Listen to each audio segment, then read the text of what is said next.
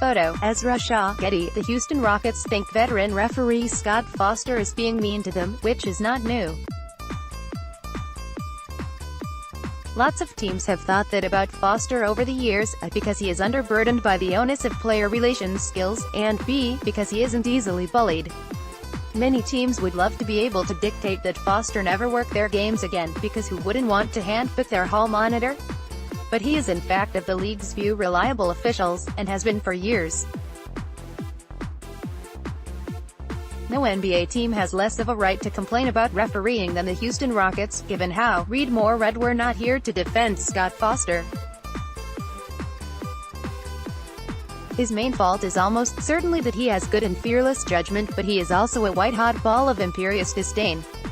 He is part of a generation of officials who were raised by the league and its official supervisors to be imperious, annoying and unapproachable. He and his mates are dealing with the most empowered generation of players in the history of any professional sport, and both parties are dealing with a league office that neither knows nor particularly cares about why the perception of their officials is so poor, let alone how to repair it. And I say that fully cognizant that ESPN just ripped off the scab of the Tim Donaghy case, reminding everyone how fragile the entire structure is. Indeed, Chris Paul flexing Thursday night and saying he has spoken directly with league officials about Foster, and James Harden saying the league should no longer schedule Foster for Rockets games isn't happening in a vacuum. They both know, as do their contemporaries, that the league neither backs its officials nor figures out how to empower them to deal with the game they are charged with supervising. This is a combination of ideas that seemed good at the time, but went wrong because the people who thought of them neither understood, trusted nor particularly liked officials or officiating. This all goes back to two major miscalculations and one failure of development.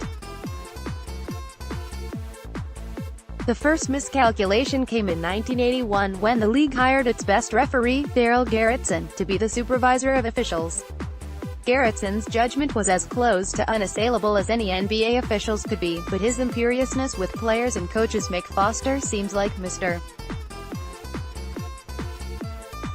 Rogers, and to nobody's surprise the other officials took on Gerritsen's view of the players and acted accordingly.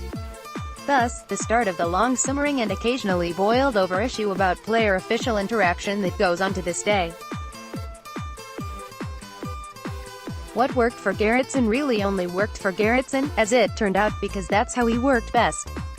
That's how elite works in all workplaces, players included. When he tried to transfer his mode of work to others, it failed, often miserably. The next good intention gone bad happened 30 years ago, when the league expanded to 3 officials out of a logical assumption that 3 is better than 2 because all officials are essentially the same anyway. 3 would be better than 2 if that second postulate were true, but it plainly isn't. The NBA didn't expand its rosters with 20 more Earl Stroms and Hugh Evanses and Jake O'Donnells, it expanded them with officials who were neither as good nor as respected by the players, and the resultant drop in quality and rise in free-range bitching built over the next decade plus to give us the game's greatest proponents of relentless dissent, Rasheed Wallace and Mark Cuban. Then came 2007 and Donaghy, whose personal dumpster fires devastated the business of officiating, and now everyone agrees based on nothing more than their own particular oxen being gored that all the games are fixed. They believed it before because that's what people do. My team got screwed because everyone is on the tick, but Donaghy gave them cover to say, see?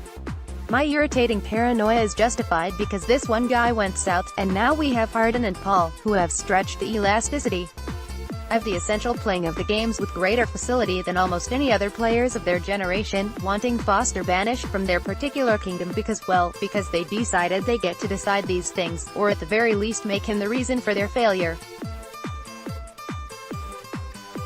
Perfect. I grant you that the Harden-Paul Foster problem is a small one that would be settled immediately if Monty McCutcheon, who was the league's best official until he got bumped upstairs to run the whistle factory, sent Foster back to the first Rockets game he could get him to let Paul and Harden know the limits of their advocacy, and keep him there until they all figure out how to coexist. Watching them try would be at worst hilarious, at best efficacious. But the excavation of the Donaghy story reminds us that legal gambling is upon us and will spur the tinfoil hat brigades to think that Arnold Rothstein's ghosts have action on every game from Suns Wizards to Warriors Bucks, and that WWE officials are more impartial, so fixing the whistle problem is actually more important to more people in the sport than they realize. If Adam Silver doesn't know that this is a profoundly vulnerable pressure point in the rolling ATM, that, as the National Basketball Association, he should probably outsource the job, but on the greater likelihood that he does know that, he should do the following. In addition to finding better officials on the middle and lower tiers of the roster, make McCutchen visible and hands-on in untraditional ways, like force-feeding Foster to the Rockets. Make the officials more mobile within the three-man system, because too many of them plant in one spot and look like they're hoping the play will come to them. The danger areas of a court are growing with every new team trying to emulate Golden State's shot selection, so an official who stands still may as well just have his or her image painted on the court for all the good they do. Make the officials available and actually useful after games for media questions, and if every once in a while the answer is, "I just looked at the play again and we might have gotten it wrong because we got blocked out, had a bad angle, just missed it," because humans are humans, people might be less inclined to believe they are in league with the North Koreans. Remind the players, and good luck with this one. I know that part of the job of being a pro is knowing which officials like to call which things, and which are more willing to talk and listen, and, more cynically, how better to develop relationships with officials in the forlorn hope that it might help somewhere down the road. Allow the officials to use common sense and expertise to sort out things like, well, walking.